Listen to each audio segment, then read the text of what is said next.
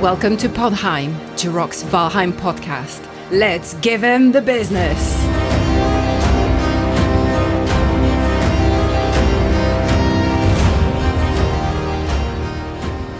Ahoy, me hearties! Today be the 18th of October in the grand year 2023. I be your captain, Jirok the Viking, and joining me on this fine day be me trusty crew of fellow sea dogs, Gwen the Shield Maiden. Hello.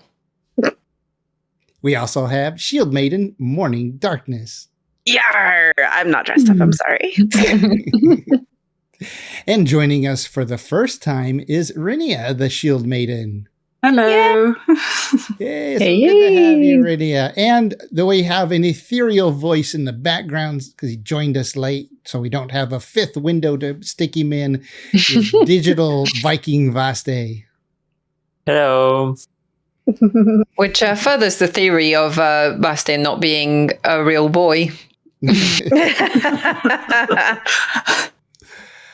Well, thank you for wearing a costume, Gwen. You and I kind of planned this up ahead of time, like we talked about it. We should have messaged MD. I totally forgot.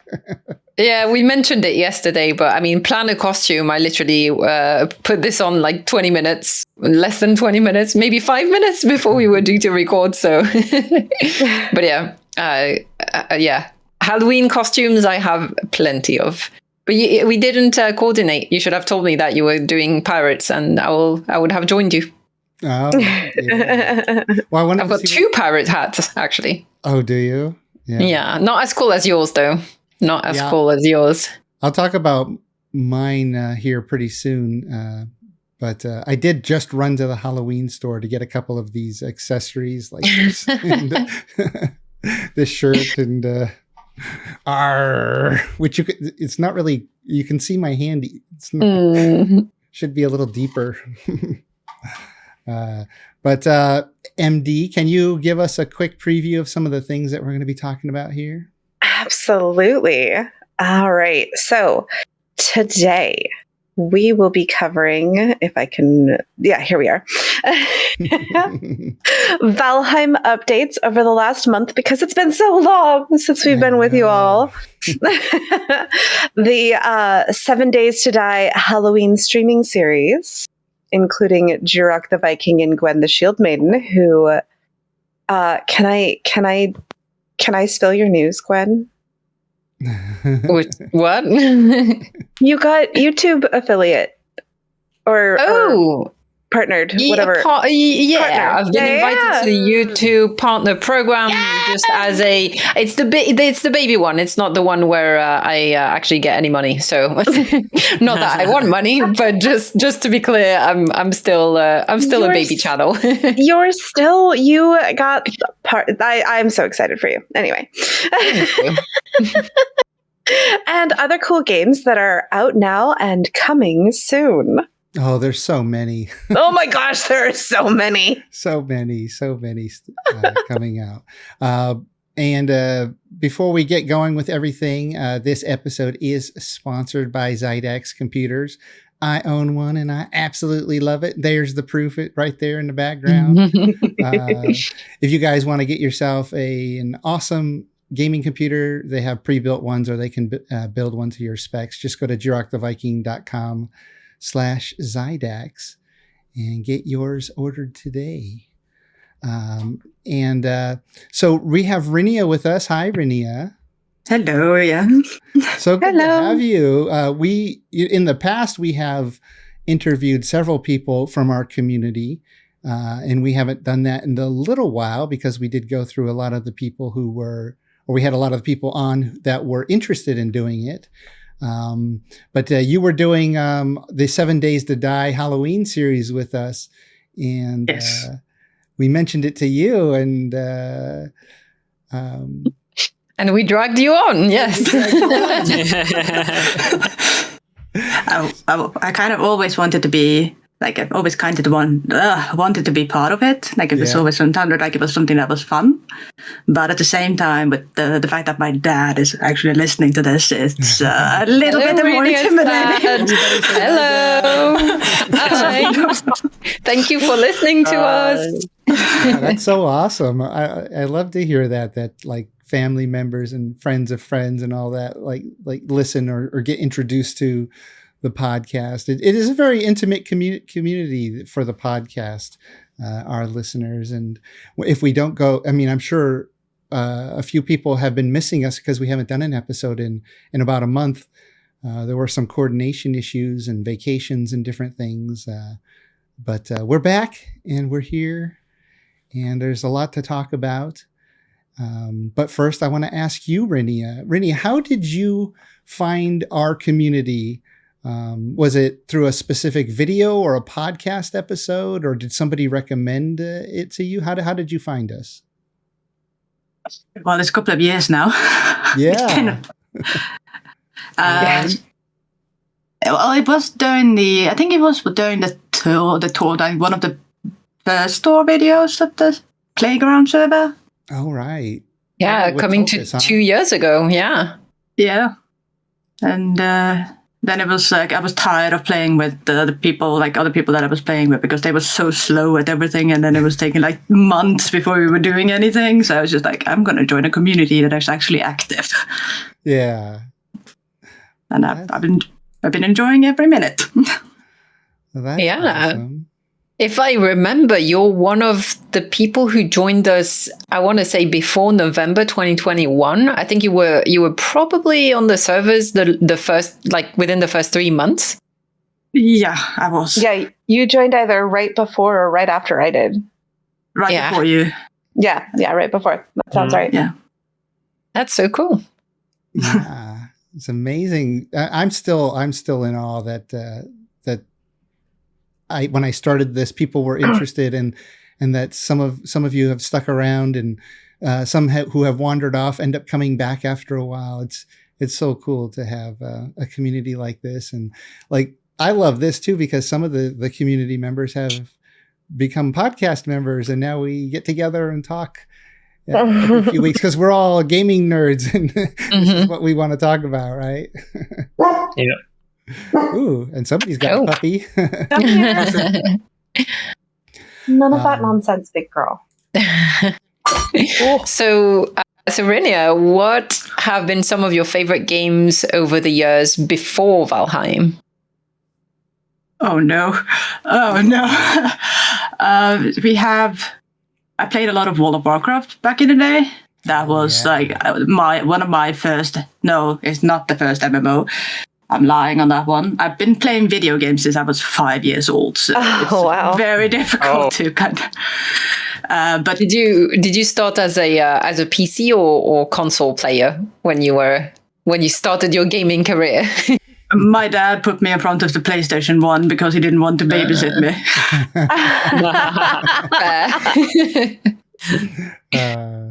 Love you, Dad, but you did that. So what were the games that got you started on PlayStation then? Final Fantasy was the first. Yeah. I didn't. It was in Japanese. I didn't understand anything, but I managed. Well, I have a question about games. Do you consider Valheim or some other game your favorite game right now? If you had to like just pick one.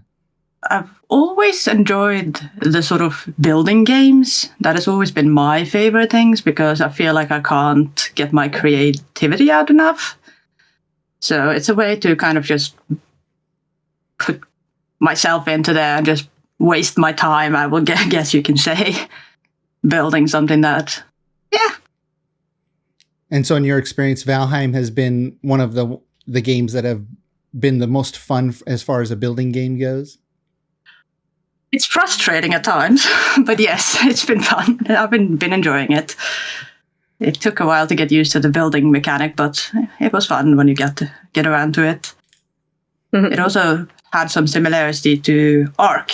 Not the same, but like very different. But it was kind of, I went from Ark to Valheim.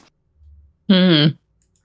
Have you ever played Minecraft as a building game? Yes. Did you have it? Yes, I do. Yeah, it's fun. And it's it's totally different, but it's fun in its own way. It is. Yes, it is. Well, so if Valheim didn't exist, what game do you think you'd be playing the most today? At this very moment, it probably would be Minecraft and Destiny 2. And probably a bit of Smite to just get that in there as well. Nice. So, Cool. And do you have any upcoming games that you are most looking forward to? Nightingale.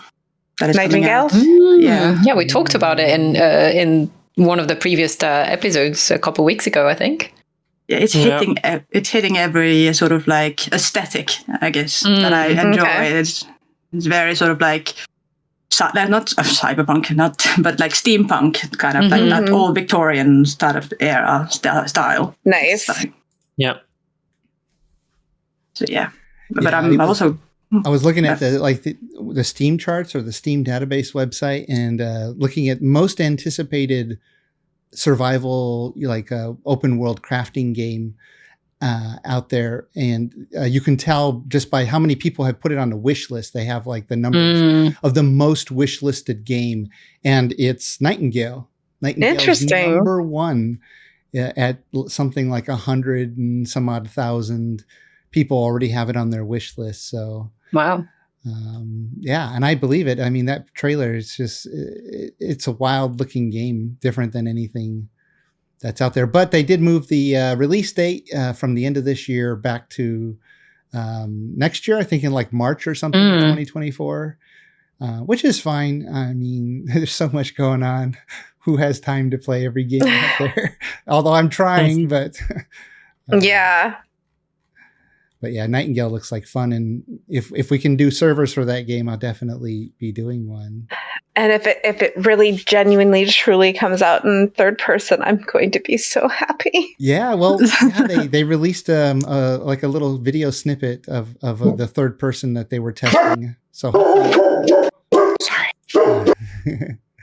Yeah, hopefully that works out.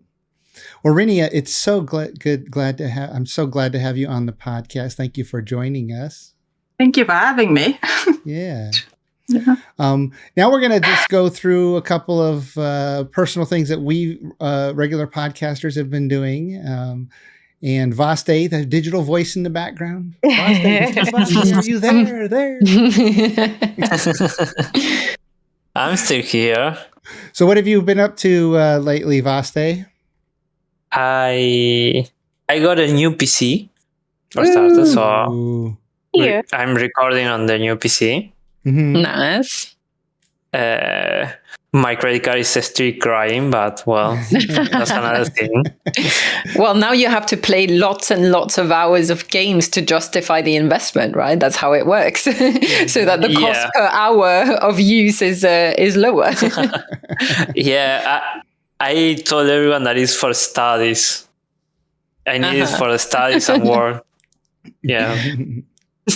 But we all know that it's not completely true. And I finally had the chance of playing for the first time D&D, Dungeons and Dragons. Yay! Oh, nice. Yeah, you Tell us sent me about some it. Pictures. Let me. Yeah, I've been trying to get to play, and I haven't had the chance. I love this for you. Yeah, same. It took so long to get started. Oh yeah. Was it a one shot? No, it's like I think the idea is to make a full campaign. Mm-hmm. But the thing is, everyone is starting, so everyone is new to D&D in general, even the DM. Oh, really? So you're all learning together. Yeah, and that is not the worst thing. We are entering a already started campaign, so you see, I'm the one on the left, the blue stripe. I was going to guess that was you. You got some facial hair going there. Yeah, beard check. Beard check. Beard check.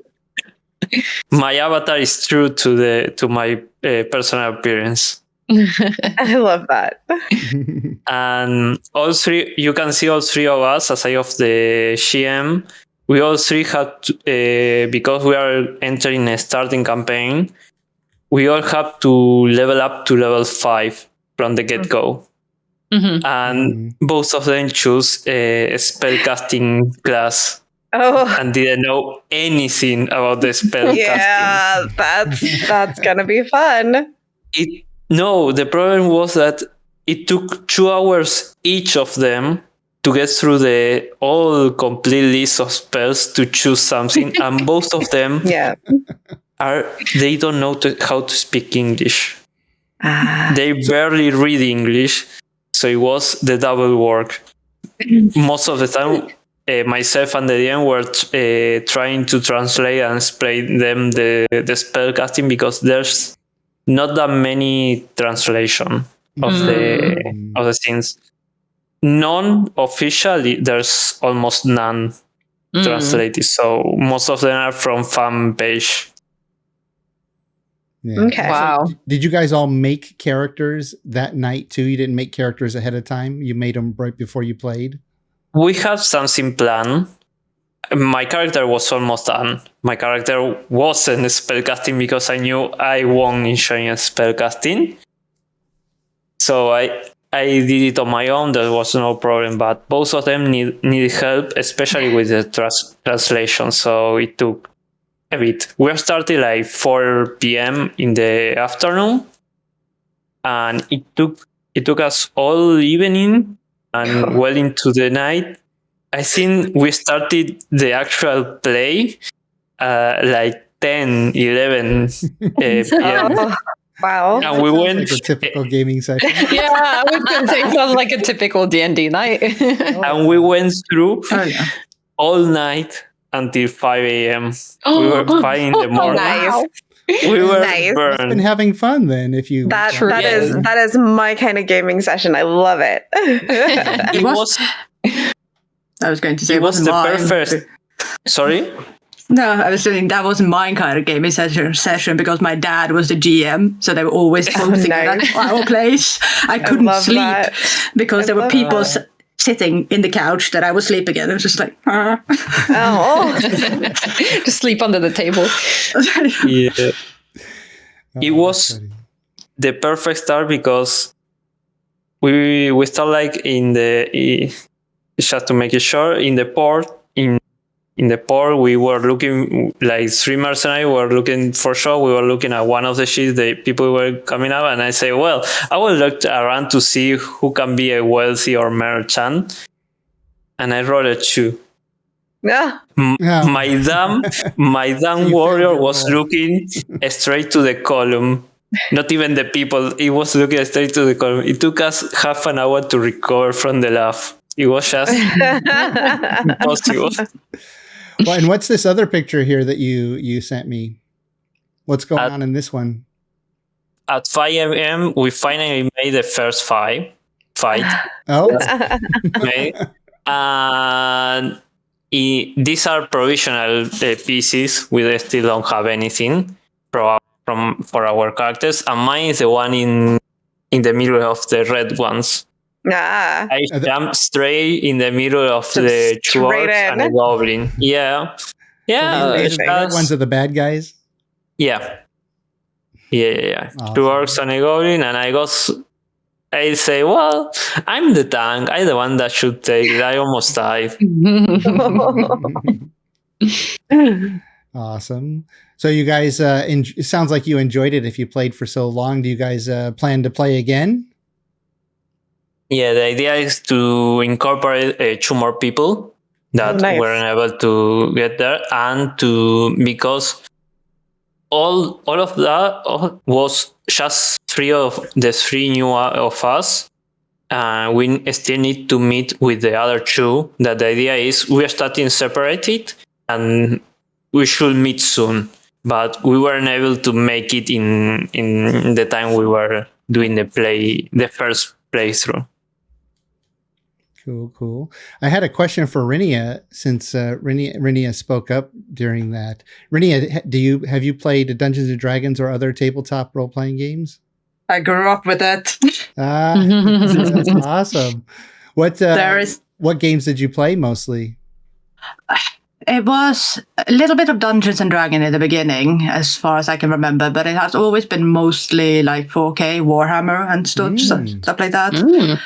And my dad has always been a big fan of making his own things by using the rules of the games, but then he sort of mix and match a lot of his different things. So it's kind of everything, very much a lot of homebrew, as they call it. Oh yeah, we did that too. We would play some games, and then after a while, we wanted to do our own thing, so we sort of made our own games out of everything. Yeah, nice. Well, cool. MD, how about yourself? Yeah. You must be super busy over the last month. What's been going on? Oh my gosh. Well, so my toddler, who's not even 3 years old yet, he's like 38 and a half inches tall. So he's more than 3 feet, so more than a meter tall. We can do rides now. We can go to Disneyland. He is starting to sing the ABCs. Oh, cool. Like he misses 3 letters. Wow. And mixes up 2 of them. But like he's singing the ABCs. He's not 3 years old yet. That's good. It's amazing. Kids are so smart, even when they're little tiny things, you know. And he had his first trip to the ER. Oh. About a week after my trip to the ER. So that was exciting. He did the typical toddler swan dive into the corner of a table thing and bashed open his forehead. And then I will be going to TwitchCon. I leave tomorrow. Oh, wow. Ooh. Wow. Where is that taking place? Las Vegas. Oh, Vegas. Nice. Yeah, it already is starting, so a lot of people are already there, but I can't leave my toddler, and my husband can't take the days off, so I have to wait until tomorrow to leave. And then, let's see, I know it's sort of a small milestone, but I celebrated hitting 1,700 followers the other day with a Fox play, and I played Spirit of the North. You know, it was just a fun reason to get dressed up, you know. I like those. We like those. That, don't I? You do. Let me see if I can bring that up here. I was actually realized I was wearing this shirt. Oh, that is so cool. Wow, the makeup. Did you have someone do the makeup for you, or did you do it yourself? My roommate helped me a little bit, but yeah, we had a lot of fun doing all of that. Yeah. That looks amazing. Thanks. Yeah, that does look cool, especially with your blue hair. Yeah. Yeah. I'm loving the hair. The hair like makes your eyes pop. It's great. Love it. Love it. Thanks. And then I'll be doing a Tamala cosplay again tomorrow, which you guys have seen that. So, you know. Is that the other picture you sent me? The purple one? Yes. Oh, yeah. Let's see. I think we've seen it, but we can remind everybody. Purple elf. Yeah. So I'll be that character again tomorrow night. And then let's see here. I guess there's some big news. So I know I talked about kind of my health declining and my the sadness around that last time, and then I kind of had an emergency situation with my back for a little bit there. And so I put up a thing asking people to help me fund a workstation that will be more ergonomic and reduce the decline of my back. Yeah. And the chair got funded. Ooh, I did not doubt it for a second. But I'm glad that it did. No, the $4,000 workstation. I'm not surprised. I'm shocked. I thought it was going to take a year. At least a year. But everyone in your community enjoys what you do so much. I knew that your fans would fund it, and I'm so happy for you. Thank you. That means you can still carry on bringing content to them. So yeah, that's basically what they said. They threatened me. They were like, "You're not going anywhere." No. Well, that's cool. You'll have to let us know when you finally get it. Yeah, it's going to take a few months, but yeah. Yeah. Well, you'll have to come. Contraption. Jirok, you're going to have to come over and try it out. Oh, I would love to. It's literally a cockpit. Like, wow, that thing does look amazing. So do you, on that bar that's in front, is that to attach the monitors or something? Yeah. Oh my gosh, that's going to look so cool. Yeah. Wow. Yeah. I would Yeah, disappear in a show like that. So my husband and I are working on building a computer so that I'll have like a legit gaming rig that can actually play Enshrouded, because my poor little laptop cannot. Yeah. Yeah. The newer games, they're pushing the limits more and more every year. Yep. So it's Yep. even my Zydex is like, I could only run Enshrouded at 1920 by 1080. And I thought, well, it is over 2 years old now. So maybe I need to upgrade a few things on it. Oh, man. Yeah. And then are you guys going to be joining me for my community run and Return to Moria next week? Oh, yeah. That was going to be a big announcement. Return to Moria is coming out. Yeah, we still can't talk about the demo that we did, right? Because we're under NDA. But Yep. all I can say is check out Return to Moria. They just released a new video. We'll get to it later, though. Oh, good. But yeah, I do have 3 community runs scheduled for the 24th and the 25th. So, if any of you want to come play games with me. Oh, cool. Yeah. To send me those dates and I can put it on the calendar and see what's going on. Okay. I'll have to come watch. I don't know that I can do more games right now, but I'll come watch for sure. Yeah, I don't think I will pick it up. Well, you have a new gaming rig. You have to try all the games now with it. Yeah.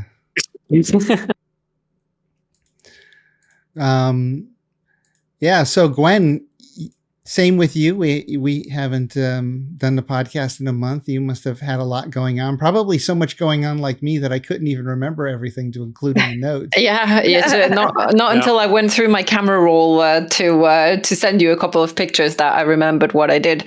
I've been.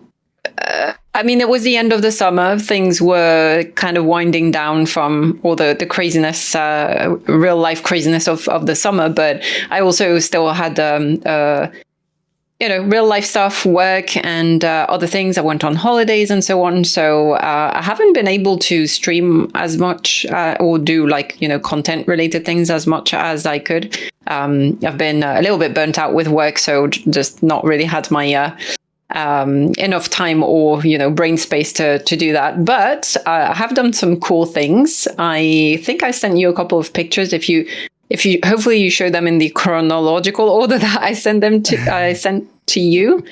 But I went on a bit of a field trip for a video that I'm hoping that I get the time to work on soon. And drum roll on the pictures because it will make more sense. Trying to get the order correct here. Let's see. I think that's right. Yeah. So I went to visit a real life burial chambers. Woo! So I am nice. I'm lucky that I live in Europe and in England. We have so many heritage sites, so many historical sites from all the way to Neolithic to medieval and so on, and an idea popped in my head because I wanted to do some more during Halloween month, some more content that was kind of related to spooky stuff. And then I thought, you know what, as a hobby, I visit old stones. I love, as you know, every time I go on holidays, that's what I do mostly. I visit castles and old stones, and that makes me happy. And I thought, you know what, I wonder if there's something that I could do looking at real sites, burial sites and other kind of stone circles and things like that, and comparing with the ones in Valheim and kind of talking a bit about that and the origins or the inspiration behind some of the POIs that we have in the game Valheim. We've got the burial chambers, which are the dungeons. We've got also those little burial kind of stones where you can dig and find treasure.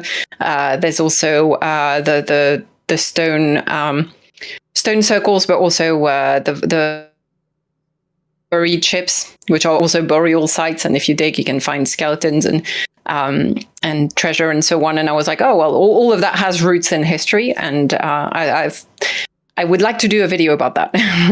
I just need time to work on it, essentially. So I used that as a bit of an excuse to go on a field trip. And I was like, oh, well, there's a site where there is some Neolithic burial chambers that I hadn't visited yet. I had been in that area and I saw the stone circle, but I didn't get to see the burial chambers last time I went. So it's only about an hour and a half drive away from where I live.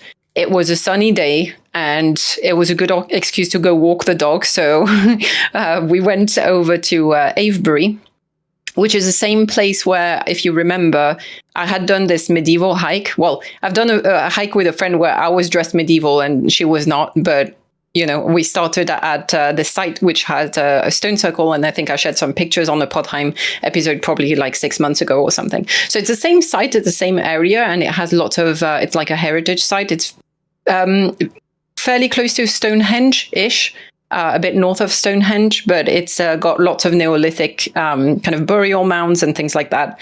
And so I went and visited this site, which you can see, that's a picture that I took from inside of it, of the burial chamber itself.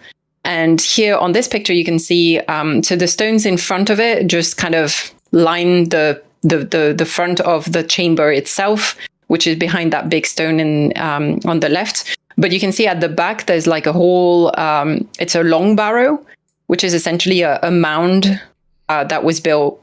And inside the mound is where people were buried. And this site is, I think, 3,000 years old. And for a period of 50 years, it was used as a burial mound. And they reckon there was about 50 people buried in that. It's pretty huge. The long barrow is really big. And it's been preserved and ever since. And yeah, you can walk in that front entrance. You can kind of walk around the stone and inside the chamber. And it's it's pretty cool to be, you know, walking into something like this that you also encounter in video games. So yeah, this is what it looks like from the inside. So I have a question. Yeah. When you went into that cave, did you find your first Surtling cores? Almost. So funny thing, a lot of these sites, because they have so much history and so much connection with like pagan, let's say pagan beliefs. They are sites where, you know, very spiritual sites, and a lot of people go there as part of their spiritual journey and that kind of stuff. Same with Glastonbury. A lot of people go there at certain times a year and so on to kind of gather and celebrate and so on. I happened to go on the solstice day, I think for 21st of September, and I didn't realize, I didn't do it on purpose, but we got there and there was a lot of people dressed up with tambourines, chanting, with incense, essential oils and stuff. I was like, what's going on? Oh, wait, it's the solstice. Okay. So a lot of those people were there, and there was some sort of gathering. And to take those pictures, it was kind of funny because we got there and there was like a big gathering in front of the burial chamber itself. Lots of people like sat down, and someone like talking didn't really listen, just went around and then they all went in the burial chamber. There was at least like 40 people, and they managed to all fit in the burial chamber. And there was some not incantations, but some chanting, some incense and things like that. And they had like a moment in there, and we basically were waiting for them to leave so that we could go in. Mm-hmm. So I went in immediately after. It was like smelling really strong of like burnt herbs and things like that. And someone had left little candles, because they must have done something where they did offerings or something like that. So I kind of found a certain core if a candle kind of works. But yeah, it was interesting because we went in and I was like, wow, when I could see them leave, it was like the clown car. It was just nonstop people. And I was like, how did they all fit in here? Like, what is this sorcery? How much bigger is it than what we're seeing here in the picture? It's not that that big. So there's about 1, 2, 3, 4. There's about 4 kind of mini rooms to the side. So here on you see the entrance, just kind of next to it, there's this kind of dark spot. That's the entrance to one of the like mini chambers. And there's about 4 of them, plus the one I was standing in, which is at the very end. So it's not that big. It's really not that big. And it's quite low ceilings as well. So I have no idea how they all fit in there. But they were having they were in the burial chamber. Yes, something like that. So yeah, it was interesting. I know a lot of people who are into Vikings and so on. There's a lot that actually follow like neo-pagan beliefs and stuff like that. So I know of them. I'm not familiar with their celebration, but I know solstice is an important time in the calendar, was for the Vikings and is for like any pagans, and was throughout history. That's simply when seasons stop and start and things like that. So yeah, it was interesting to be at a site like that at that particular day. But yeah, after they all left, it was I had an opportunity to do a bit of filming and took pictures and so on, which was the whole point of my trip. But I had a good time. So did that, and then I went on holidays in Slovenia. Great place, absolute gem. Not really the very touristy place. It's kind of like Croatia. It's just next to Croatia, so it's like Croatia but without all the tourism. So it's like really, really nice. And spent a couple of days there. I think I have one picture of. Again, I went to visit castles, of course, and one of the castles had a little museum, and there was this picture I took, which is, I sound so nerdy. I apologize for anyone who doesn't care about history. This is like me nerding about history. Oh. So here, can you guess what these are? Those look like axe heads. Yes. Yeah. Mm-hmm. Yeah, so there's a stone axe head, a bronze axe head, and an iron axe head. And I was like, oh my God, it's like Valheim. Ho, ho, ho. Because everything is like Valheim, right? So I took this picture because I don't know, I was like, oh, it's like the progression of axes in Valheim. Well, it's a progression of axes in history, but there you go. Nerdy awesome. Pick for you. Funnily enough, the bronze ones are often it looks like it's better preserved than the iron one. Yeah, probably because it doesn't corrode as bad as the iron. Yeah, exactly. So that, and then I did something last or 2 weeks ago to kick off kind of Halloween month. I went to see a concert at the Royal Albert Hall in London, which is a beautiful concert hall. If either of you ever come to the UK, we absolutely need to find an excuse or an opportunity to go to the Royal Albert Hall. It's a really beautiful hall, and they had a concert with the I think it's a BBC orchestra. Was playing the music of Danny Elfman from the music that he did for a lot of the Tim Burton classics. And I've talked about this a couple of times on the podcast. I'm a big Tim Burton fan. I love Danny Elfman and his music. And so, yeah, I had to go.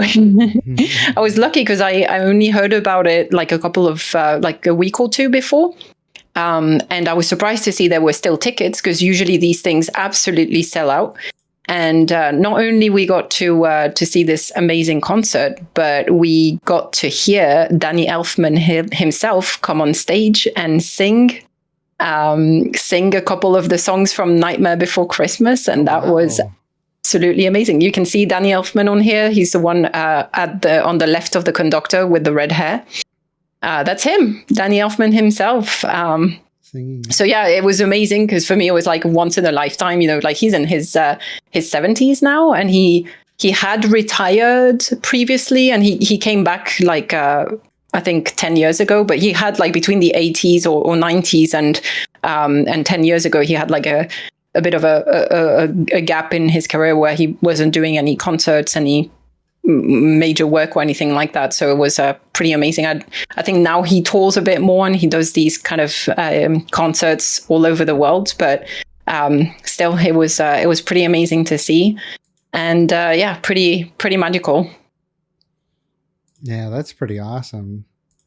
I the only concert I went to that was related to like a orchestral concert like this, it was related to film, was I think they were doing Lord of the Rings.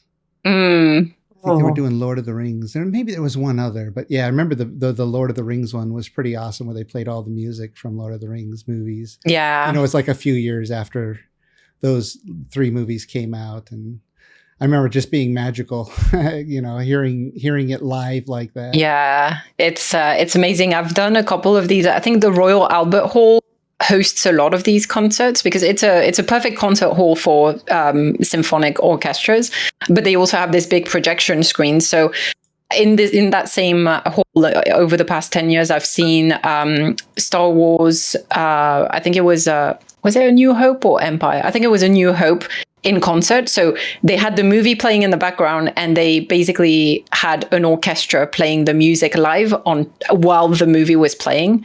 So they did that. We also went to see the same thing for Indiana Jones.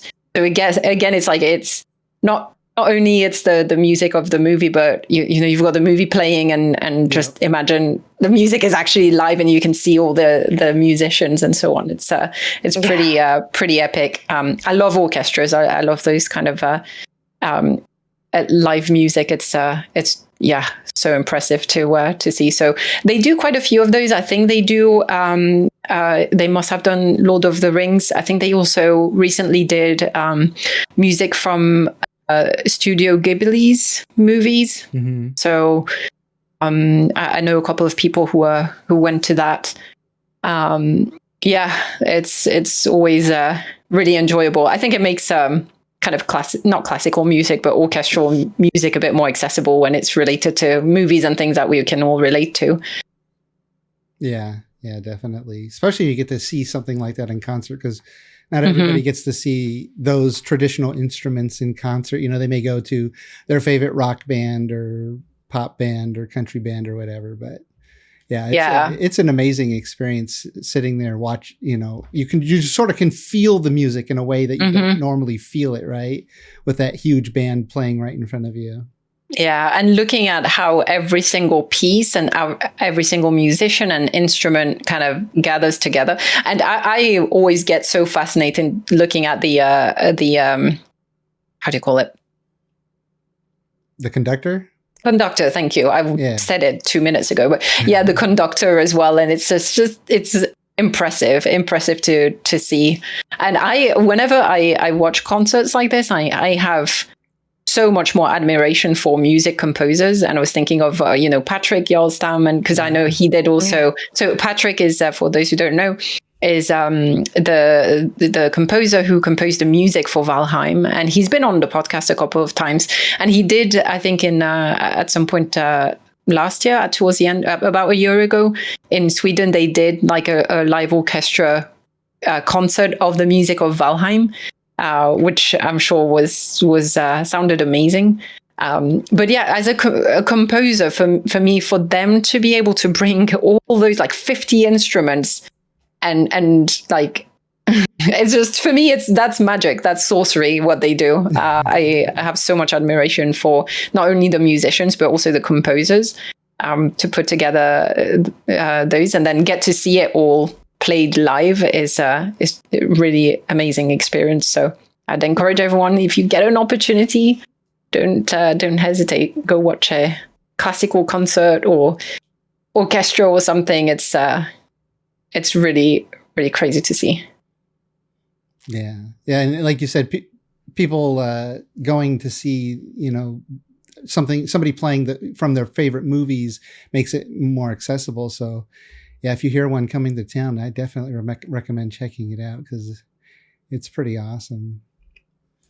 Well, let's see. So I've been up to a lot of things.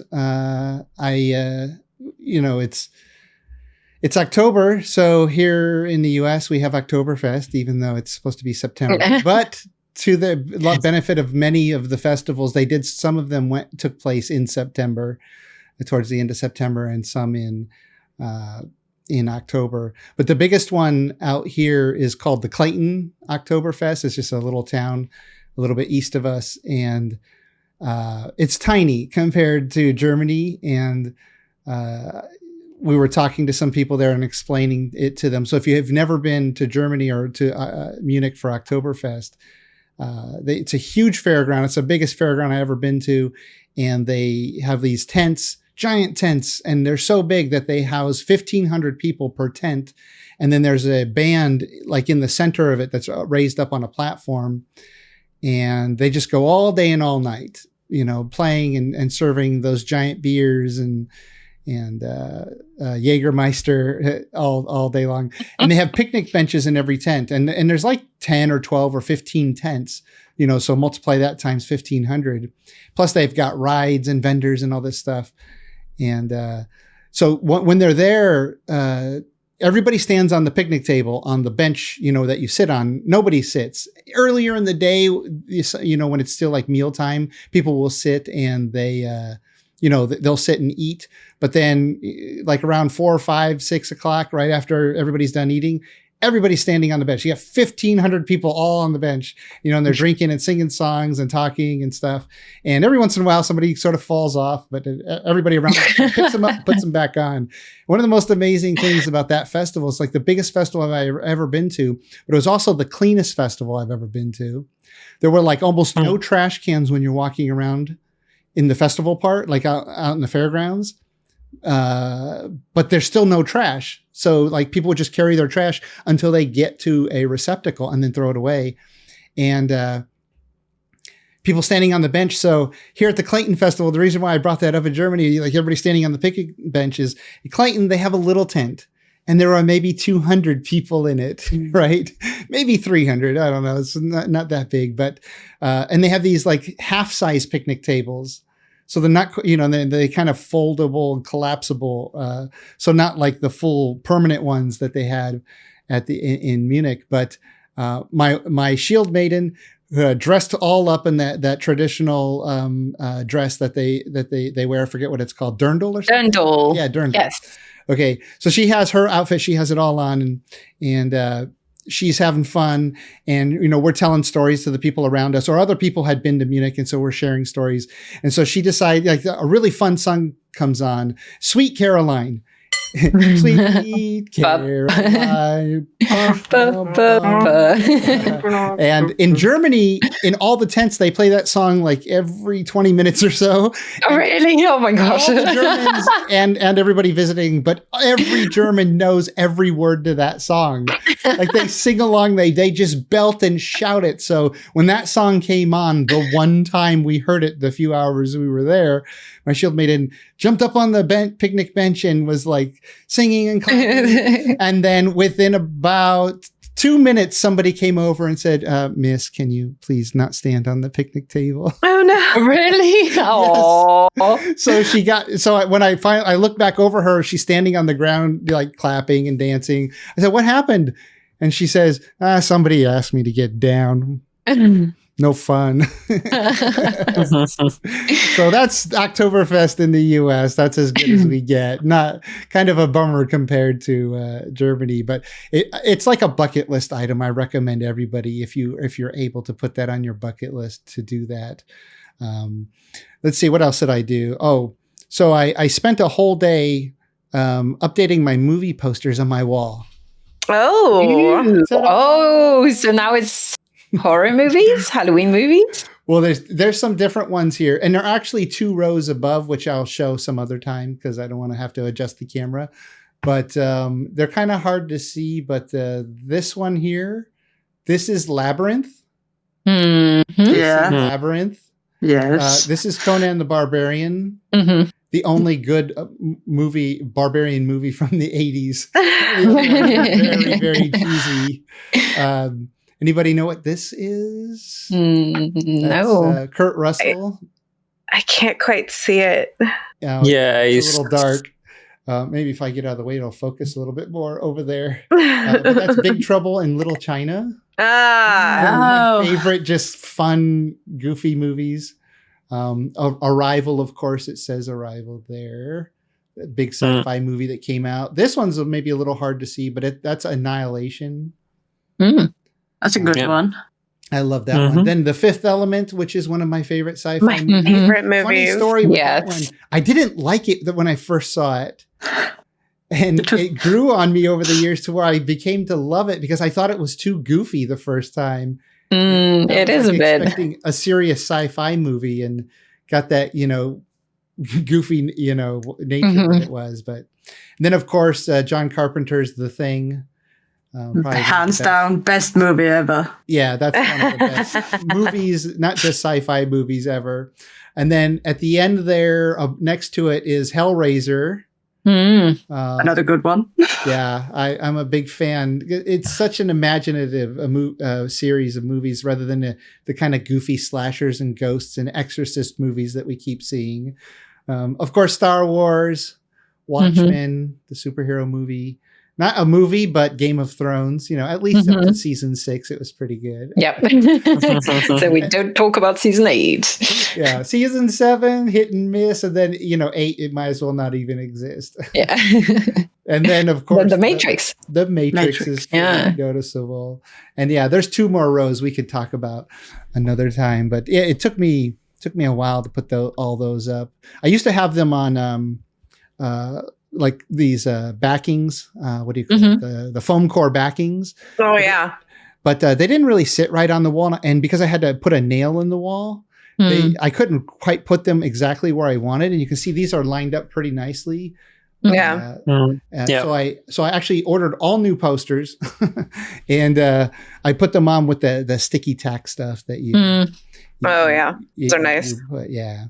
Yeah, because then you can change them up more easily if you wanted to. Oh yeah, easily just peel it off, move it to another location, and or change it out with something.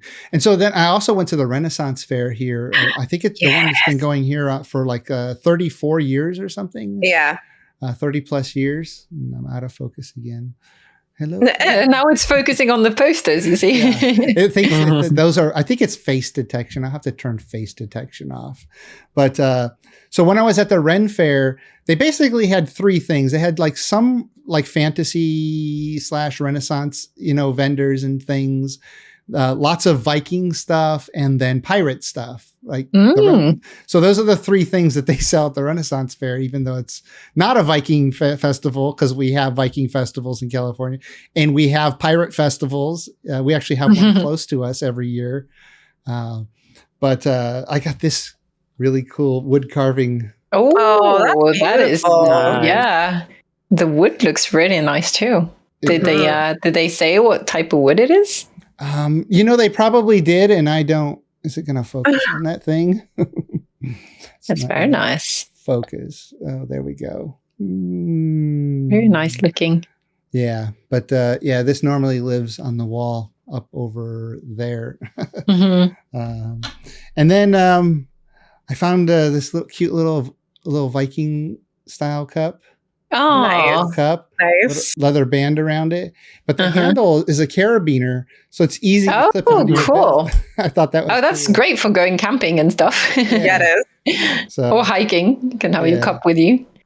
and then of course I got The hat. and so I had to get I was walking around the whole time I was there. I was like, I want to find a hat. And they had various, like Renaissance and fantasy hats, and I think they even had the cheesy Viking plastic helmets with the horns, which I have. I wore it before, but then I came by this pirate stand, and it had its actual, the felt. Oh yeah. Or is it leather?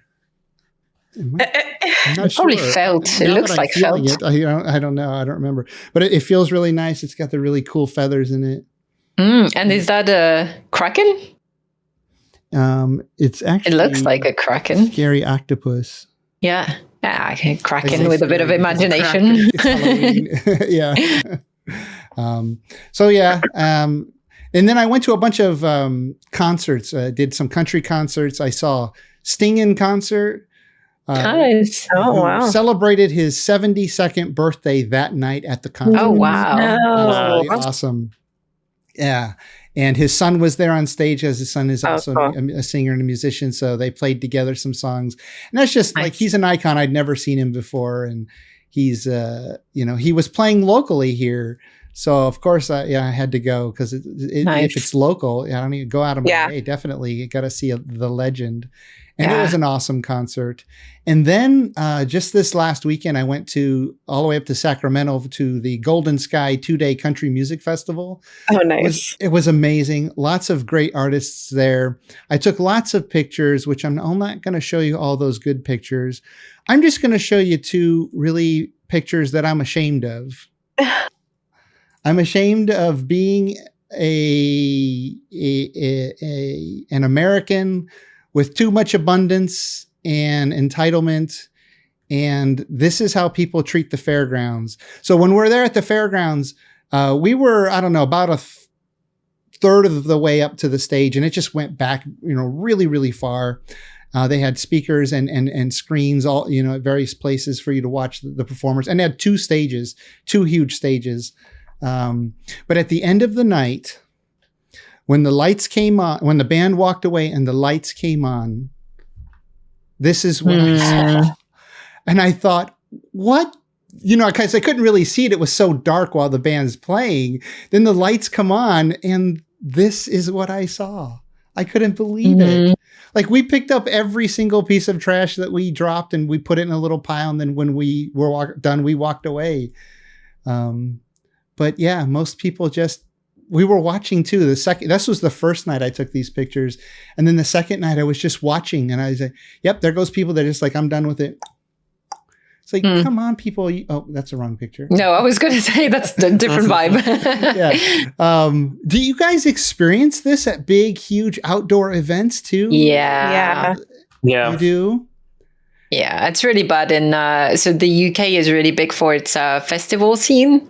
Yeah. In the summer, you've got huge festivals, and it's really a problem. It's not just the trash that people leave; it's even the camping sites. People leave tents behind. They leave their whole tents just. Oh, they just say, "I don't care to take." Yeah, they're like, it's such a disposable thing. They buy a cheap tent, they use it for the weekend, and don't bother taking it home. And it's become it's a huge issue. But I think more and more festivals start dealing with it in different ways. So.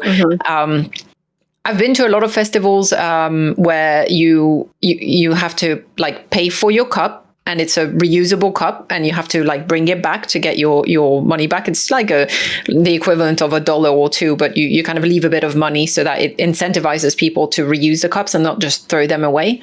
And there's always big cleaning crews after those festivals that take care of the cleaning. Some of them are.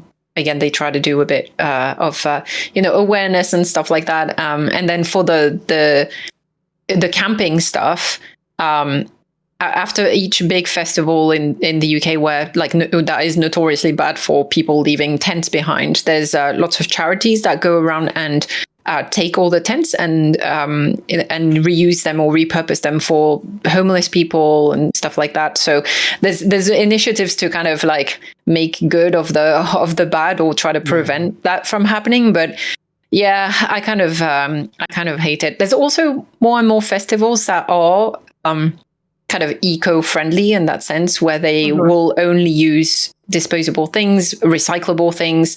Now in Europe, plastic straws are banned. So most places you have to use paper straws. So there's more and more kind of people are more conscious of that, and festival organizers are also trying to make efforts to at least make things not single-use plastic and at least recyclable, if not reusable. But yeah, it's still it's more a behavior issue, isn't it? If people just don't care, and it's it doesn't take that much. I know when you enjoy the music and you've got your great spot, right at the front, you don't want to leave your spot. But as you say, just leave it on the ground and just collect it when you leave. It's like when you go picnicking in a park, you don't leave your trash behind, right? You take it with you. Or maybe you do, and in which case you're a really bad person. But it's the same at concerts and things like that. It's just as you say, the entitlement and the assumption that, someone else will do the cleaning. Yeah. Well, they must have some kind of like Zamboni or something, like some kind of big machine that they come across and just sort of vacuum up the grass, because the next day it's perfectly clean. And people had spilled food and just things all over the place, not just the cups and the plastic bottles and cans and stuff, but even food in the ground. But the next day when we showed up at the festival, spotless, right? So they must have a crew of dozens and dozens of people all through the night and into the next day, so that, when it's light, you can see it. And no wonder festival tickets cost so much. Yeah. They have to hire a huge crew of people after the concert's done for that day to come in and clean. So like people complaining that tickets are too expensive, you're the reason. Stop it. Pick up your trash. Yeah. Jeez, I was going to say something about something that happened by here in Bergen during a concert. They were trying to use paper cups and things like that. But that very day that they had decided that they were going to try it was the day that Bergen had decided that, okay, today I'm just going to let all the clouds and it's just going to rain from just start to finish. The cups that were filled with beer, they were just starting to disintegrate. They were like nothing. So then it was just like, okay, this is not really working. But it is a part of like the community here in Bergen. If you're from here, you tend to try to look for a trash can to just throw things away, because the city is a very rainy city, and therefore we're trying to keep it clean, because when it's raining, things get stuck.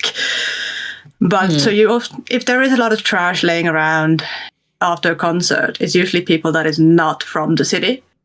And that is something that even like the people who clean up afterwards, they notice that this is not from here, because then you also find things that are usually not allowed to be brought in, because people bring in like their own alcohol, their own whatever, and that is illegal. You're not allowed to do that. If you want to buy anything, you have to buy it there. Yeah. It's also a reason I brought up Germany when we went to the festival. Festivals is usually not as bad as concerts, but at festivals here in the US, you still get a lot of people just decide to put their trash down somewhere or just leave it and walk away. And when we were in Germany, like, not only did I not see trash anywhere at the biggest festival I ever been to in my life, but there weren't even that many trash cans. Like we bought something at a vendor and we started walking around, and when we were finished, eating it or whatever, I thought, okay, now where do I put this? I can't find a trash can. Like in America, people just go, oh, well, just throw it on the ground. But so anyways, that's my little rant. It just surprised me. Pick up your trash, people. I'm ashamed of we have this such great privilege that we have the opportunity to do these great festivals and concerts and things, and people just litter like that, making my ticket expensive. Yeah. Anyways, on a lighter note, on a more fun note, we have a fun gaming community over on my Discord. Everybody here started there as a player in my community and Discord. Right now we have 2 servers for Valheim, a regular server, a modded server. Excuse me. We also have servers for other games, including Minecraft, 7 Days to Die, and Empyrean Galactic Survival, my favorite survival space game of all time. And hopefully Return to Moria, which releases in on the 24th. 6 days? Yeah, 6 days. So by the time you're listening to this, it'll be even less. Hopefully we can use servers for that, because I want to launch a server for that one. Yeah, I think the companies are going to wait to see exactly how popular the game is before they spend the time and money to create servers. But yeah, we'll have to co-op hosted initially, probably, but if we can, well, we'll have that one too. Yeah. And I'll be launching new servers for other upcoming games, but that one is probably the next big one that I'm looking forward to.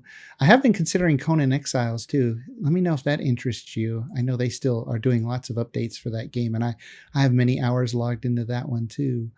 But if you want to play on my servers, you can get the login information on my Discord over at discord.gg/JurokTheViking or my website, JurokTheViking.com. Or, if you want to get your own server, you can just go to, let's see, what is it? G Portal, and you can save 10% with my link. There's my Zydax ad. But there's my G Portal ad, JirokTheViking.com/G Portal, save 10%. If you want to get your own server, but really, we'd rather you come play with us. Right, everybody? Mm-hmm. Yeah. Yeah, bring your friends over and come play with us. So lots of Valheim news. Morning Darkness, you want to sort of start us off on this first big news item that happened a few weeks ago?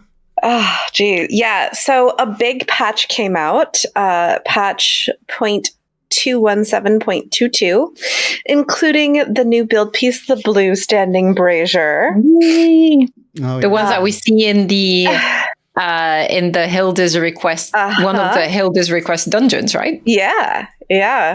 And they took away the maypole, but they didn't give us the Jacko or the Jacko pumpkin. Yes. No. Jacko turnips. Yes. Which is crazy because we're already like almost end of October. Come on, Halloween is just around the corner. I know, they always give it to us like a couple of days before it happens, and then it's over now. Yep.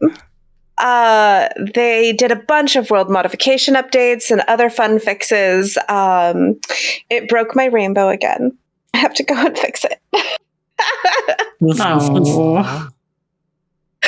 Oh. But yeah, so that was a big patch, and then they recently did. Go. There's the blue brazier. I had made a video on it, and I don't know. Have you noticed, Morning or anybody else, if the blue one actually radiates blue? Because this video that I made was from the test branch, and it's putting off orange light. Oh, interesting. I have not tested it yet. Yeah. And it didn't in the test branch. So I don't know if they fixed that for the actual release. I believe they did. Did they? Okay. Yeah. Because if you have a blue flame, like you're looking for the blue atmosphere, right? You want orange light coming from the blue flame. And so what else did we have? Anything else from that patch to mention? I mean, there were a bunch of different things, but those were it was a list of over 30 items. So I did my best to summarize. Yeah. Here's the list. No, it's a big list. I was doing my best to really condense it. Yeah. And then what happened with the Trial of Tyr? So the competition completed, and they announced the first, second, and third place winners. You can find all of these videos on YouTube for the Trial of Tyr. Mr. Adele won third place. Thread Menace won second place, and Time Traveler won first place with, what was it? 8 hours 7 hours and 58 minutes. Here's the video right here. 7 hours and oh my gosh. So he did an interview with answered the question Iron Gate had asked him, and there was an article about it. Like, how did he do it so quickly? Because the next time was, I think, 10 or 11 minutes. Yeah, hours. Or hours, yeah. And he blew it away by 2 hours. And he did it like I would have, and that's he researched every single location that he needed to go to in order, and he did 15 runs, so he knew where everything was. And each time he redid it, he got quicker. I mean, I wouldn't have done 15 runs. I would have just used dev commands to reveal the map and show me everything, and maybe put it through the Valheim seed map generator to find everything. But yeah, you just plan it. You start here, you go there. And it was funny. He didn't even stop very often to farm for wood. He just dropped a workbench down and broke down one of those wooden ruins in the meadows. And then just kept going because he's trying to finish it as quickly as possible. Right. So, wow. I mean, I've only watched about 2 hours of this 8-hour video so far. So I got 6 hours to go, but you actually learn a lot about the game, how to do things really efficiently. You think you need to do all this other stuff, he finds a lot of shortcuts. Mm. It's pretty amazing. I recommend checking it out. Let's see. So what else do we have? We had we just recently had a patch too. Like it was a couple days ago, didn't we? Yeah. There was a patch a couple of days ago. It was basically what they added was minor fixes, but like there were like 4 or 5 different things listed. It was just sort of minor things that like were a big deal, like a dungeon. The way a dungeon worked was kind of broken and some other stuff. But it's really interesting because both of these updates like hardcore broke a bunch of mods for a bunch of people. Yeah. Well, Like they're digging around in the code, optimizing things, right? And then changing it for the modders and everybody. Yeah. Well, what was interesting is that I actually tried to run the game and I was launching it from Steam. So launching it vanilla, and it was still, I couldn't run the game. I had to fully delete my Valheim folder and reinstall it. Because I had Beppen X in my Valheim folder and Beppen X broke. Oh no. So like, Yep. yeah, it was really a big update with lots of things. So I thought that was really interesting because I thought I had kept my Valheim folder clean, but no, I had Beppen X in there somehow. And yeah. And there was this thing they were talking about maybe on Twitter or other places about the death loops for the gosh, did you guys? Can you tell us about so yeah, I think it was Grimcore. I can't remember. I couldn't find the post, but I think it was Grimcore who posted a picture on, I want to say Twitter or X, whatever you call it, or Instagram even. I don't know. I don't remember where I saw it, but it was a picture of all of these bodies. And so Grimcore and Luma have been, I think it was Luma, who have been doing some playtesting in the Ashlands. And Smithy came into my Twitch channel. We were chatting and he was like, oh yeah, I was giving Grimcore such a hard time going into the Ashlands all unprepared. And he's like, and then I went in.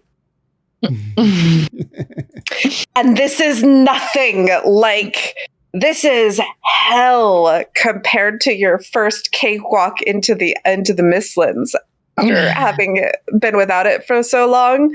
Like people who've been playing in the plains for so long and then the jump into the Mistlands, a lot of people said, oh my gosh, this is so hard, this is so big. Smithy is like, now that was a cakewalk compared to what we're facing in the Ashlands. And I'm like, oh boy. Yeah. Jeez. So they're doing the balance testing. That's a big thing that I believe Luma does, and it'll be interesting to see where that goes and where that's taken. But the fact that they're already play testing it means that they have functional food and armor, Mm-hmm. Yeah, and monsters in the Ashlands, and it's mid-October.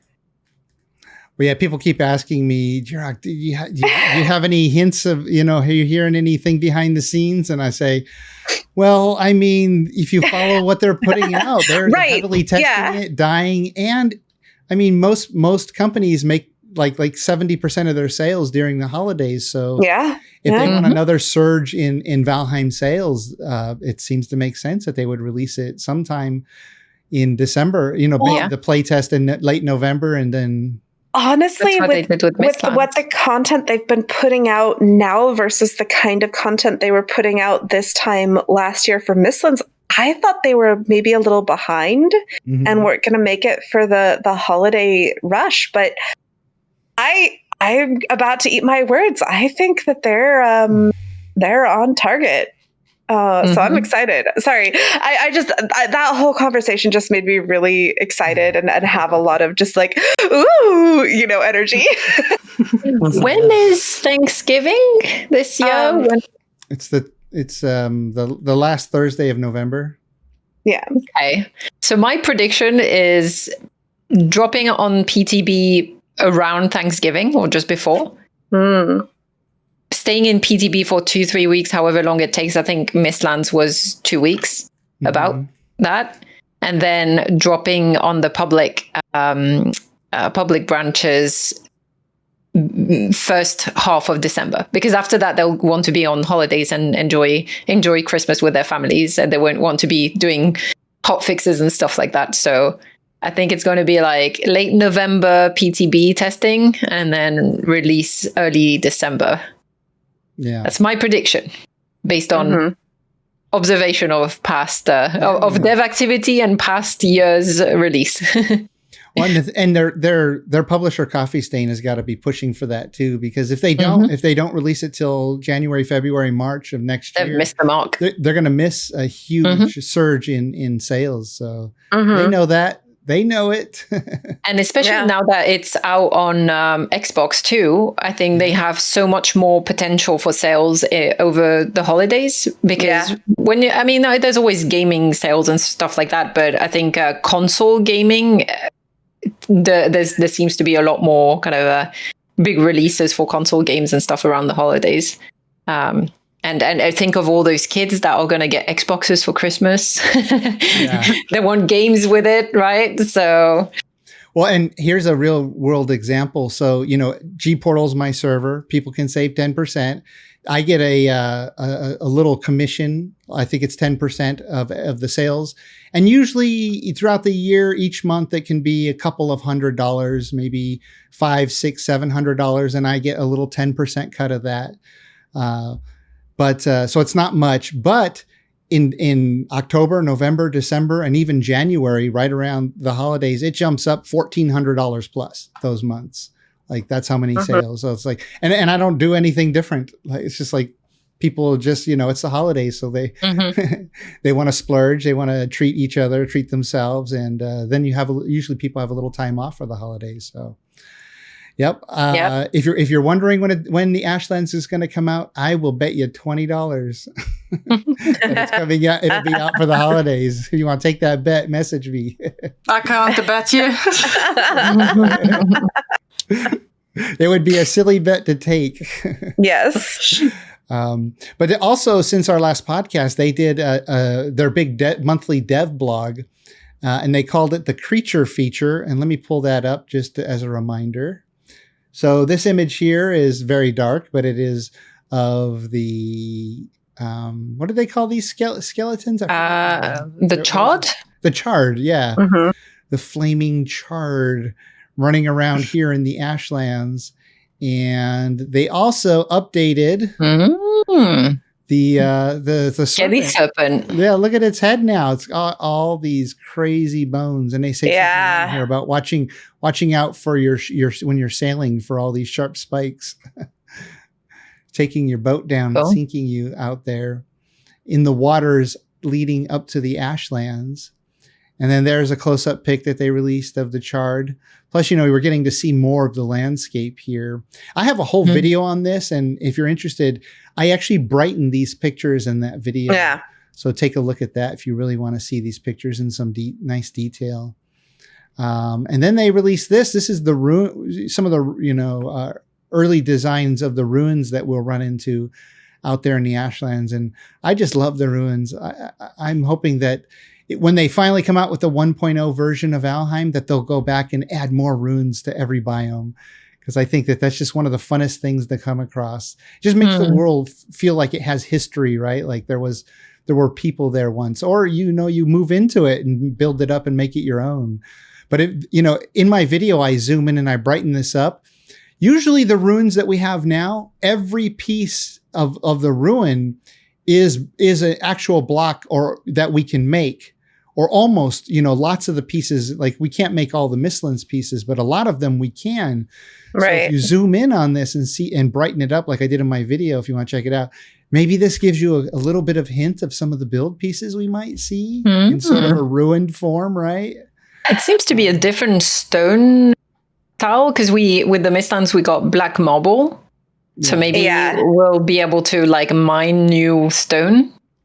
Could be. It could be some kind of volcanic rock. Yeah. Oh, yeah. So, okay. Question. Yeah. The build menu is kind of full at this point.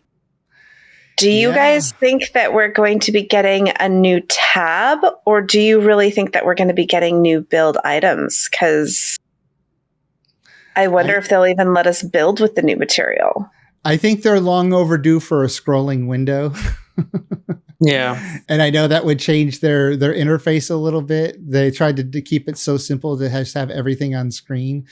Yeah. But they just need to bite the bullet and introduce a scrolling window. The modders would love it because the modders are having such a hard time adding, custom build pieces to the menu because of the way it doesn't scroll now. Yeah. But I don't know. I guess we'll find out. But you make a good point. Maybe we're not getting new build pieces because there's not that. Mm. I don't know. We'd have to count how many spaces are left. It can't be that many. If they keep that static window.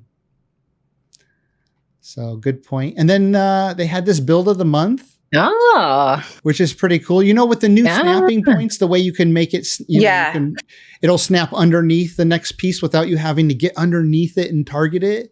Now you can really build deeper into the water. And, now people are starting to build water bases like this one from Captain Crumb's Gaming. I recognize the logo. It's a great community, well, not community member from our community, but someone who joins and watches my streams every now and then, and has a great channel with fun Valheim content. So well done, Captain Crumbs. Yeah, it's a cool build. I actually visited a build this weekend that I think should be entered into the next build of the month. One of the members of the Twitch Valheim community built Orthanc. What is it? Orthanc is the Tower of Isengard, Saruman's tower. Oh, right. That looks pretty cool. Yeah. He let me tour the build, and I actually have a VOD of it from Saturday, and it is so incredible. Nice. Yeah. Love to see that. Is there a build video on it or a video showing it off yet? Well, what I've posted, yeah. Oh, okay. Oh, you have a video posted of it. Is it on your YouTube channel or over on? Just on Twitch. Yeah. Okay. Cool. Here, do you want me to send you a clip? Oh yeah, you definitely send me. All right, you keep talking. I'll send you the clip. So yeah, lots going on with Valheim, obviously, and then the Ashlands right around the corner. We're all excited to see what new mechanics are going to add. But in the meantime, with it being Halloween and all, several of us, I think it's 6 or 7 of us, have started doing a 7 Days to Die Halloween playthrough. This month. We have 2 episodes up now, and we're recording our 3rd one tomorrow. So if you're interested in that, check out my stream and Gwen's stream, Gwen the Shield Maiden, over on YouTube. And it's I've kind of labeled mine as a beginner playthrough because Gwen, this is her very first time playing. It is my new playthrough, my first timer's playthrough. Yeah. And a lot of the other players have only played a little bit. Rinia, you've played 7 Days to Die before. How much experience did you have in that game before our playthrough? Mostly just fighting with the building mechanic. Because I have this bad habit of not being able to build small. So trying to make a horde base. Wait, that sounds familiar. I wonder who else can't build small. Not looking at you, Morning Darkness. Hush. Small and high. Can't build small and must build high. And Vaste is on it too, right, Vaste? Oh, nice. Yeah, I'm there too. We also have Bane, and it was another member of our community who has a great YouTube channel, by the way. He makes these really cool builds, a lot of gothic builds, some really amazing stuff. You should check out his YouTube channel. Yeah, yes. Bane the Builder. Yeah. If you search Bane the Builder and Valheim, you'll come across his. And he's got an amazing voice. He's got his whole persona is perfect for the kind of builds that he. And what does. country is he from? Serbia. Serbia. Yeah, but he has like almost like that Count Dracula voice. Oh yeah. I want to show you my build. But it's much deeper and cooler than that. Very deep voice, yeah. Yeah. It's a little bit intimidating playing Baldur's Gate 3 with him, and him just going in the back, and I'm just like, yeah. But yeah, we had fun. We've done a horde night on each stream now. The way we've got it set is each stream we're able to kind of do some things, some quests, and run around and do some fun stuff. But then sort of towards the end, we get hit with a horde night. And unfortunately, Gwen couldn't play with us on the last episode. Oh, no. Because G-Portal was having some network issues. Bane was able to log in initially, but then he got booted out and couldn't log back in. So we were sans Gwen and Bane. And was there anybody else who couldn't get in, or was it just you two in the end? Yeah, it was just us two. Yeah, I don't know why. Maybe where we're located, we were not able to log on the server. Yeah, which was a shame. I still was with you in spirit and in voice, I guess, but I wasn't able to progress. So I don't know. I feel like I'm even more behind now for tomorrow's episode. It's gonna be challenging. And oh damn, those horde nights and those really intense mobs like the wolves and stuff, they stress me out. Even if I'm not playing, even if I'm just watching you guys play, it stresses me out. Yeah, it is a little stressing until you learn some of the tricks in that game. And that's why I call it a tutorial series, because I'm basically teaching everybody. I've been playing it for 10 plus years, however long it's been out. I was one of the early adopters even before it was on Steam. I actually had to do the transition to Steam with 7 days when it moved to Steam. Oh, wow. But yeah, it's been a lot of fun. Like remembering all my techniques and tactics over the years that I use. And nerd pulling was the number one thing. Nerd pulling is when you put a box underneath you and you jump on it, and then you jump up and put another box on top of that. And then you just keep doing that, jumping and putting boxes so that you go up, up, up. And that's a good way to get away from the mobs. We were even out in the wild, and a giant wolf with the big red glowing eyes, one of the toughest creatures in the game, attacked us. And I just, boop, boop, boop, boop, boop, and then it's breaking my boxes, and I'm jumping over and doing it again. Amazing. You have to react really fast. That's why in the very first episode that Gwen was in, I'm like, okay, Gwen, we got to teach you how to nerd pull, so you understand this technique, because you can get up on top of buildings quick this way and stuff. And it's almost like an exploit of the game, but it's become part of the charm of the game that they've never tried to prevent players from doing it, by introducing some new mechanic. Because it's like so many games that have its fun little mechanic that was never intended, but the people love it, so they just left it in. So, like using chairs in Valheim to go through walls and things. Yeah, exactly, or to zone into a tree or a rock or something. It's safe in there, okay? Nobody can hurt you. Exactly. You be attacked by all the fuelings out there. No, dude. But so some other games, Enshrouded had a free demo going. It does go, I think, until the 22nd, but by the time this podcast comes out, it'll be almost done. Yeah. But I know Morning tried to play it, but the computer couldn't handle it. I'm so disappointed. I wanted to try it. Yeah. So is it that your PC can't run it, or I'm on a laptop. Person? I should be able to have everything, all the stats I need, but I think that because it's a laptop, some of the assets are shared, and so the game just won't run. It won't start. Yeah. It's not optimized yet, or whatever. I don't know. We'll see. Well, it is pretty graphic intense too. So, there's a lot of stuff on screen too. Imagine Valheim when there's, you're in a city and it's trying to render all those things. Well, Enshrouded, the world already has a ton of stuff in it. So, I mean, my laptop was kind of screaming a little bit when I went and visited Antler Carver's build, because it's 60,000 instances. Oh, I did send you those clips, by the way. Yeah. How can you even walk around with 60k instances? Well, if you want to try it yourself, I do have it on a server. If people want to go see it. Oh wow. Yeah. I'm curious. I'm very curious now. I have the clip here. Let Yeah. me see if I can bring it up. So the first one is me seeing it for the first time, and the second one is me jumping off the top. So standing on some kind of pillar. Oh, and she's jumping off of one of the spikes at the top of the tower.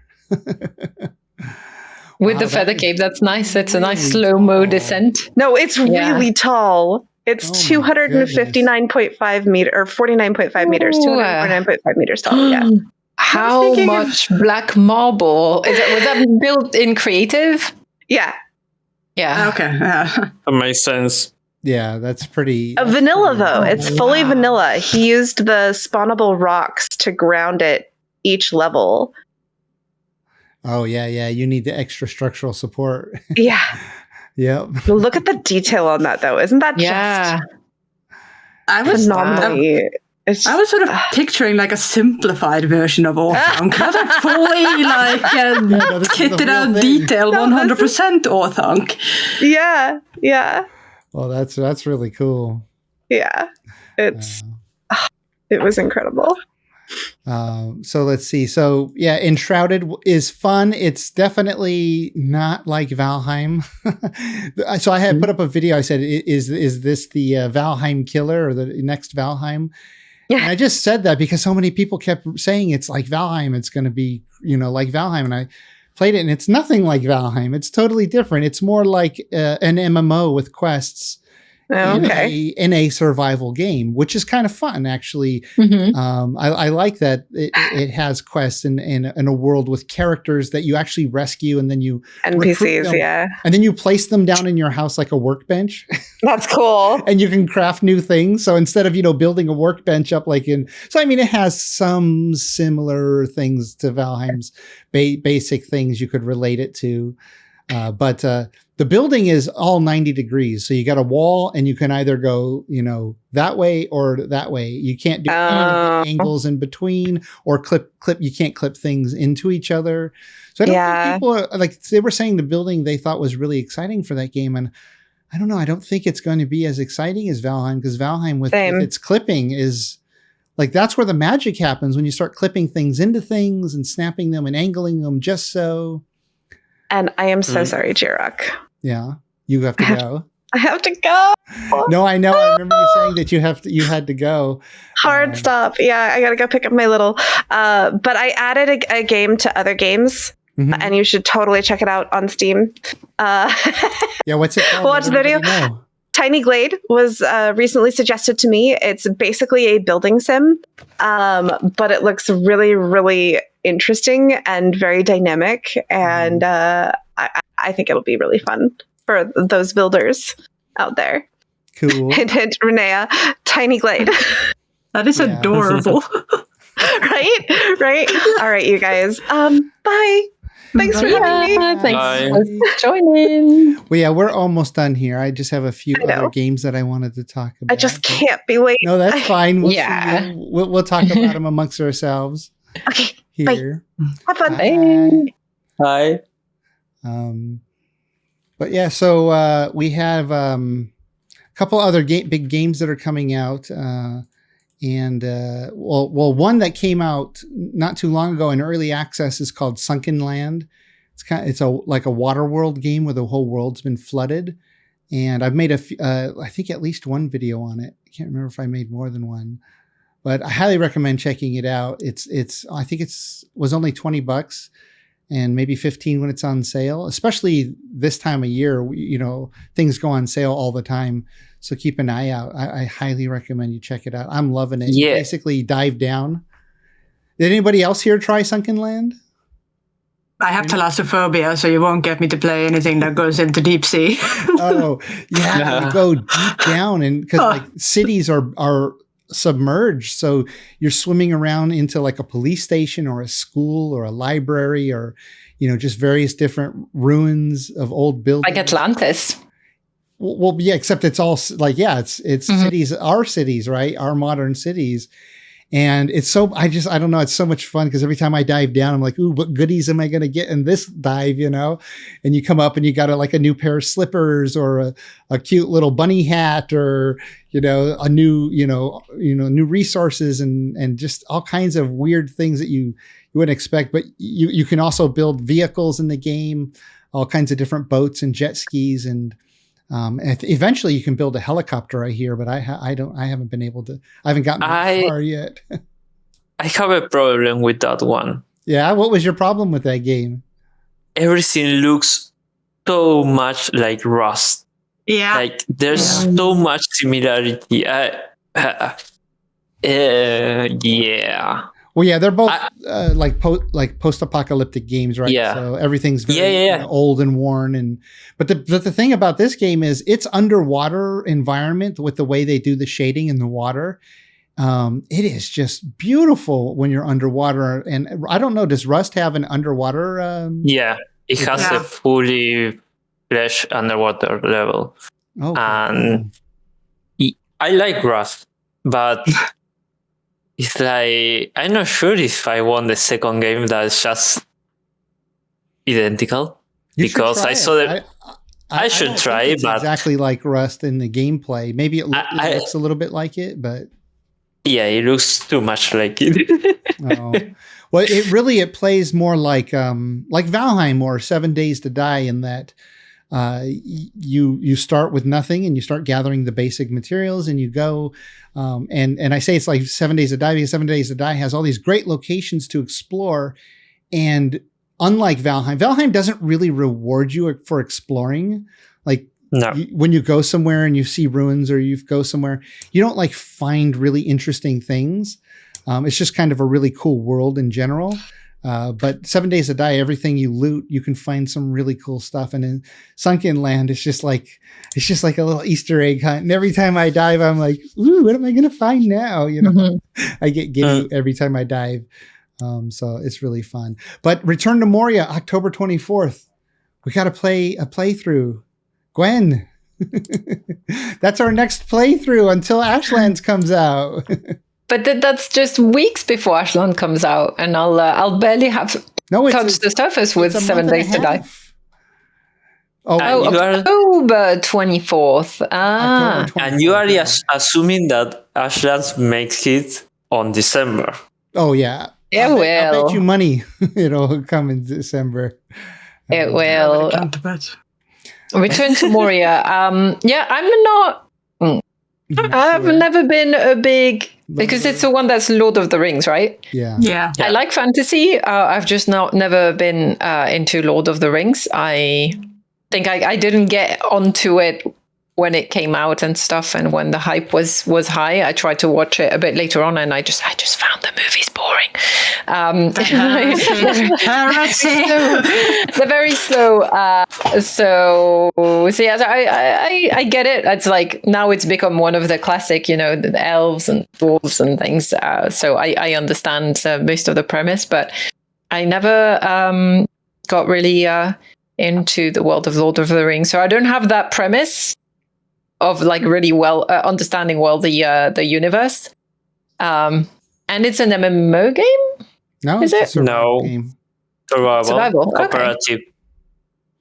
Mm-hmm. You play a dwarf, and I believe you play mostly like underground in the mines of Moria, which is just a massive mountain with cities and all kinds of things built, deep into the ground underneath the mountain. I just want to see the Balrog. That is about it. Rini, are you a fan of Lord of the Rings? Yes. Okay, so then you can join me in saying, bye, Gwen. You have failed. I mean, it's it's some of the early roots of what a lot of fantasy pulls from is all the different Lord of the Rings stuff. But yeah, I mean, if you're not a fan of the movies, you're not a fan of the movie. I wasn't a fan of the Peter Jackson Hobbit movies. I thought they were too goofy. And the Lord I didn't even watch them. Yeah, the Lord of the Rings are definitely a little too drawn out. Like I mostly just like when we're with Sam and Frodo, but I mean, there's some other good stuff, but a lot of it's a little long and hard to. Yeah.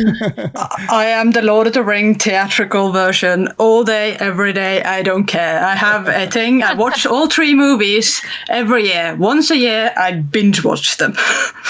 Yep, my wife does that during the holidays. So, and actually, I think she might have already started. and she does the director's cuts, which are I think like a half an hour longer, even. Yeah, that's the ones I'm watching. Yeah, that's the fallout. Yeah, the 4 hours. I mean, it's fun, and I've seen all the movies many times. The first one I've seen probably 12 or 15 times. So yeah, I'm a little bit of a fan too. I know the universe and stuff is great. I just never really got into it. So yeah, and now it feels like I'll focus. I'll stick with Star Wars. I'll stick with Star Wars and Harry Potter and whatever else. But yeah, this game is really, really good, and you. Just let me know. Let me know how it is, because there's so many. But I can't say anything about it. Yeah, we can't say it. That's the problem. How is it compared to Enshrouded? And there was another game that you tested recently, right? As in, like, did you like it better or not as much? We literally can't comment those things. The NDA is. You can say what you preferred. You could say what you. Yeah, what you exactly. We can't compare. That's the thing. Why? The closed beta NDA is just. You can say anything. Can't even talk about your experience or what you thought of it. Oh, yeah. Not even all in there. All I can say is I played it, but if you look at the material that they have out on it, the videos they have out on it, I mean, those look really interesting, and you can tell from those videos how it's different if you like watch Enshrouded or if you've played Enshrouded. You can just watch their videos and see that it's different in a lot of ways, just based on those videos they've released. But we'll check it out, and we'll invite you over and drag you around and see if you like it, if you want. Yeah. Or we can keep playing 7 Days to Die, and then you can actually learn how to play the game properly. Yeah, that's I can't focus on too many games at a time, just like I can't start too many TV series at a time. You gotta get through one and yeah. Well, also it's a time sink. It is, yeah. It's a time sink, and there's a lot of other things that I need to do over the winter too. So I'll see. I don't know. It feels like there's a lot of cool looking games that I'd be willing to try. I just need to pick the one I'll actually dedicate time on, because for me, I'm a slow learner with games as well. It takes me forever to start getting comfortable with a game, which is why for me it's even more of a a big step to try a new game, because I know it's going to be a while until I'm comfortable playing it.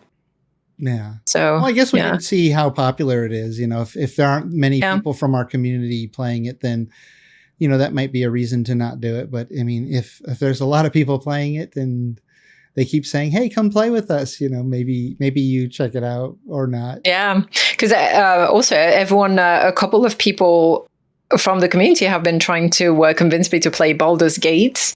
And I know you're playing it, and I know you're loving it, and so on. So it's like, do I want to maybe try that? But then maybe for November, instead of 7 Days to Die, a walkthrough of Baldur's Gate. Maybe. But we could do a 4-person run through on that game. That would be my 5th playthrough of that. Oh yeah, you played through it. I haven't even finished my first playthrough. I keep goofing around. I love trying the challenges and then trying it in a different way, and then trying it on a harder mode, and then just like I've done that. Even the opening act with killing the general on the ship, I've probably done that 10 times. Because I wanted to try to do it on the hardest mode in different ways, but so much fun, that game. Yeah, But so another game real quick is Ark Survival Ascended. So this is coming out here supposedly near the end of this month. And what it is it's they took Ark, which I think has been around for 7 or 8 years. Rinia, you've played that quite a bit, right? Ark Survival Evolved, yeah. I played it back in 20, whenever it came out. Mm-hmm. And you have a lot of hours logged in. Do you remember about how many you have? Oh yeah, just a casual 2,400. Ooh, that's more than me on Valheim. Yeah. That's so. The story for that game with me is I saw it back when it came out, and I thought, "Wow, that looks amazing! I want to try this game." So I bought it, I downloaded, I installed, I log into a server because I didn't want to play by myself, and because I was playing with other good communities, so I said, "I'm going to play with the community." I jumped into a really busy server, and everybody was super rude to me. And just not friendly to new players at all. So I only played about 6 hours and I uninstalled it and never tried again. Oh, so rude players ruined it for me. I mean, the interface was a little clunky too, and so that didn't help pull me back. But I've been recently binge watching YouTube. I found that channel, Rinia, that guy who does all the storytelling. Forget what's his name. Something Natty or Nudie? No, not Nudie. No, Nudie. Natty the Noodle? Something like that. Something the Noodle. I feel like you're making it up now. No, But anyways, he has these great storytelling videos about the world of and lore of Ark, and he just has hours and hours and hours and hours of them. And series, and he does like reenactments with other people and clips from the game. And oh man, that game just seems so interesting from the lore. So Ark Survival Ascended is supposed to be an upgraded version of that game where they've improved all the graphics because they move everything to Unreal Engine 5. And I'm hoping they redo the interface because that was one of the things that turned me off. And I really now want to try the game. Just too many games. I'm already playing 3 or 4 games, and now I know, right? It is Netty the Noodle, by the way. What's that? It is Netty the Noodle. Yeah, Netty the Noodle. Yep. Yeah. Netty the Noodle. He has an amazing YouTube channel all about Ark, and you could just sit there for hours watching these reenactments, like little movies or documentaries on the game. And the storylines are so fascinating. I had no idea that it had so much rich lore and storytelling and characters. Like there's characters in the game that who like go through struggles and loss. And it's just really interesting. But so I'm interested in trying that game. And then of course, Ark 2, if it ever comes out. It's been delayed a few times. Yeah. Yeah. But so lots going on. That's that'll do it for us for this week. Thanks for joining me, everyone. Thank you for having us. Thank you. Thank you for having us. And Digivaste. Yeah, thanks for joining Digivaste and Rinia. Yeah. Thank you for having me. Yeah, it was so much fun. We'd love to have you. In the future too. We'll have to see if you've enjoyed the experience and you want to come back at some point. We'll have to see what works for you. Yeah, would be fun. Yeah. All right. Well, have a happy Halloween, everybody. That's it for now. Have fun out there. Bye. Bye.